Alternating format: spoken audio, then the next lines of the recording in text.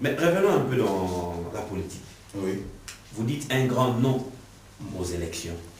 Pourquoi? Parce que vous ne savez pas aller au Congo? Parce que vous avez changé de nationalité? Ou pourquoi?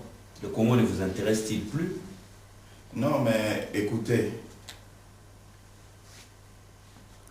le cas du Congo nécessite vraiment que nos amis, nos compatriotes, nos confrères congolais puissent nous écouter.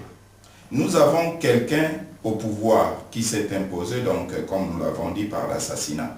Qui est quand même passé président aux élections de 2006. Oui, les élections face à quelqu'un que vous avez quand même... Les élections triquées, on n'a pas envie de revenir sur ça. Vous savez tous que nous savions que ces élections ont été triquées. Jean-Pierre Bemba a reconnu que Kabila lui avait damé des pions. Vous savez, Jean-Pierre Bemba et Kabila étaient des oiseaux de même plumage. Moi, je ne suis pas là pour venir vous dire que Jean-Pierre Bemba, bien sûr, c'était le moindre mal. Parce qu'il est congolais, nous n'allons pas fouiller ses origines. C'est lui-là qui va se présenter encore pour un deuxième mandat, sûrement qu'il aura s'il y a des élections. C'est pour cela que nous disons non. Il a une biographie déficitaire. On ne sait pas d'où il vient. Il est comme Élie, sans père, sans mère, il est comme ça. Et on ne sait pas un jour s'il va partir aussi comme ça, on sait dans quelle direction. Hein? Il faut qu'on nous dise, on ne veut pas avoir de président de la République, des gens comme la Bible nous parle de Melchisedec, il est sans père, sans génération, sans mère, sans... Non, non, non. Oui, il faut parler, monsieur. Voilà. Donc, il a une biographie déficitaire.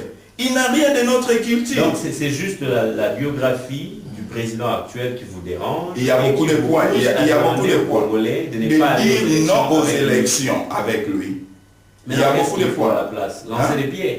Non, lancer les pierres, notre ami l'a fait, il a revendiqué il a revendiqué sa colère. Vous savez, il y a des situations qui vous prennent comme ça et vous agissez. Malheureusement, le Messie nous a fait voir que non seulement qu'il a tué Massassou, non seulement qu'il a tué Kabila, non seulement qu'il a tué Ngandou. Écoutez, beaucoup d'investigations. Oui, on est là, nous devons apporter des preuves maintenant, des preuves concrètes au peuple congolais. Mais si aujourd'hui Joseph Kabila disait, voilà, je vais en justice contre vous ou avec vous, toutes ces allégations... Il tombera. Il n'a pas de niveau, il n'a pas de culture pour aller même en justice contre moi. Je ne vois pas comment il fera des démarches pour aller en justice contre moi et me contredire. Il est quand même entouré des grands et des éminents juristes que je ne vais pas citer, qui font partie de son cabinet, de son parti. Ils font la science, ils ont acquis la science sans la conscience, et ça me fait pas peur. Oui. Vous avez la réponse à tout. Oui. Donc, la pierre est là, vous avez insisté que la pierre soit là. Oui. C'est quoi?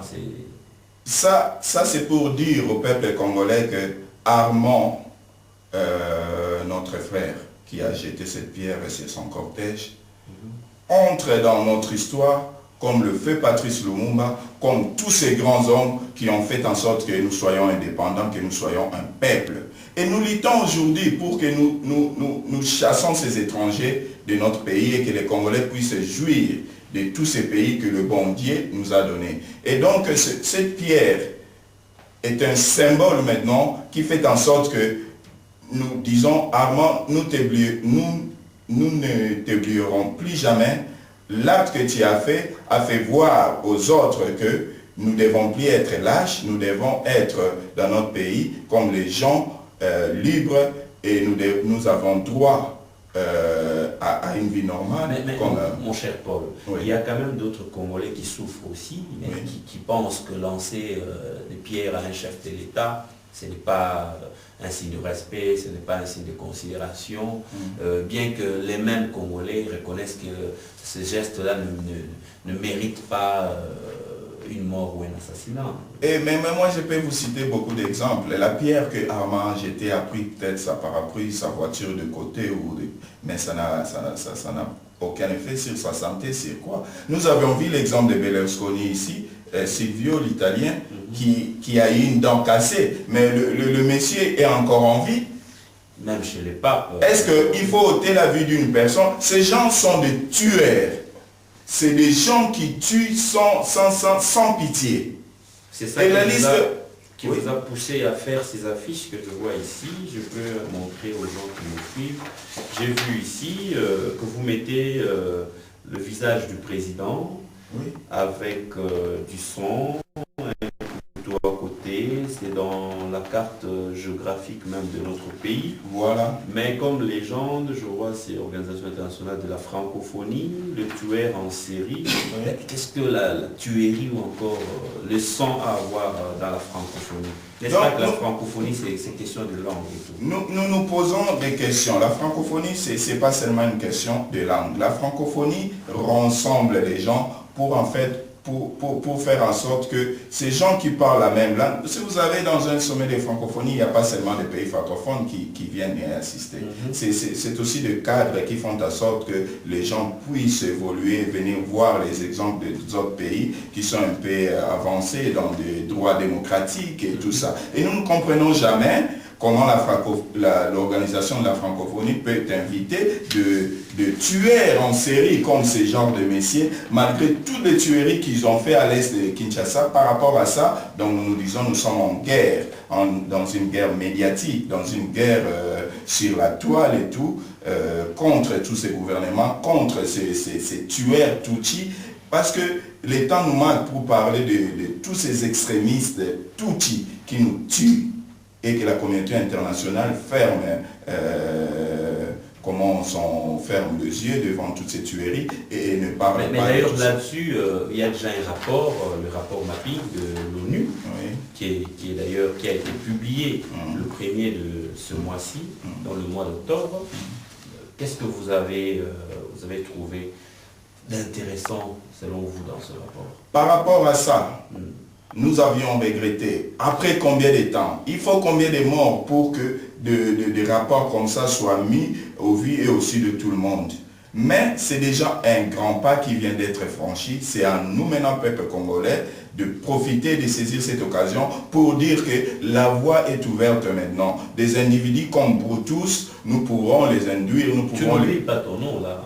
Non, mais il s'appelle comme ça, il mérite ce nom. Tu as pris l'habitude de ce nom. Voilà. Les individus comme Brutus, nous allons les amener en tribunal contre...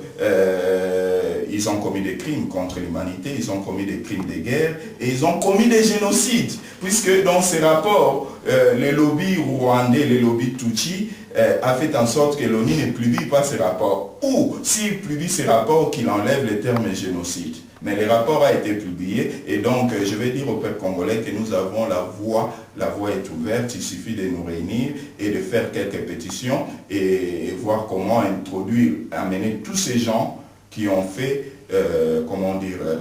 des scènes de guerre et de tueries sur l'Est, au Congo et partout, dans tous les territoires du Congo, que nous pouvons aujourd'hui, avec cette preuve de ces rapports, nous pouvons les amener en tribunal. Mais, M. Kisuka, il me semble que le pouvoir que chapeaute Joseph Kabila a reconnu l'existence de ce rapport et a d'ailleurs demandé qu'on aille au-delà, qu'il y ait le jugement et tout ça. Non, le pouvoir ne l'a pas reconnu. Moi, j'ai suivi les rapporteurs, le gouvernement, le Lambert Mende.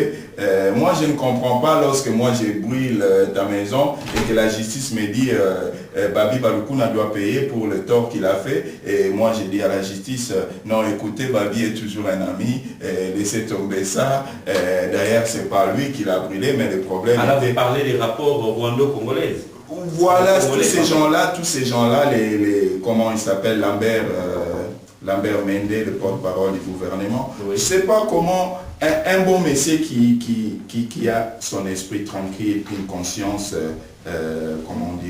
claire, il va démissionner. Il ne va pas travailler avec tous ces gens. Mais les gens comme de Lambert Mende sont là en train de prendre de l'argent pour leur poche, pour leur famille, et voilà quoi. C'est dans le même sens que tu demandes aussi qu'une plainte soit déposée contre Kundabatware, c'est dans le même sens. La plainte a déjà été déposée contre Kundabatware et nous devons relancer seulement. Puisque la justice internationale... Avec la plainte qui avait été déposée Voilà, la plainte a été déjà déposée, je crois bien en 2006 ou en 2005. Nous devons relancer ce genre d'initiatives.